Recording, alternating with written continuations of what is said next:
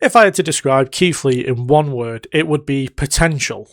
Keith Lee is one of those wrestlers who felt destined for greatness, and Triple H struck gold with him in NXT, and for a period of time, it looked as if he was going to be the future main event star he was destined to be.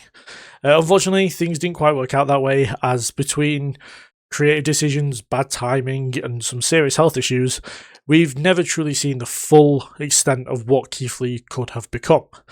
My favourite run of his is undoubtedly his time in NXT. NXT at that time, it was a couple of years that represented some of the best weekly TV I've watched in general, and Keith Lee was a huge part of that. He had charisma, confidence, and an aura that immediately made him stand out. My favourite match of his is his classic battle with Dominik Dijakovic at TakeOver Portland. It's an outstanding match and one of the best examples of what made Keith Lee so unique.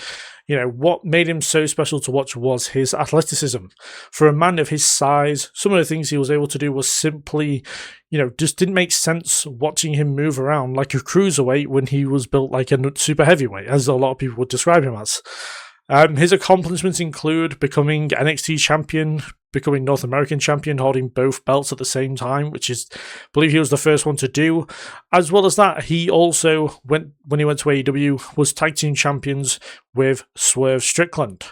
But more than anything though, Keith Lee is a wrestler that leaves me wondering what could have been.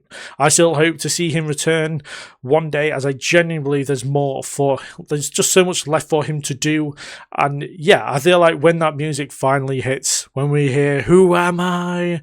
in AEW, the crowd, as well as myself, are going to go nuclear with a pop. And yeah, hopefully it'll be sooner rather than later.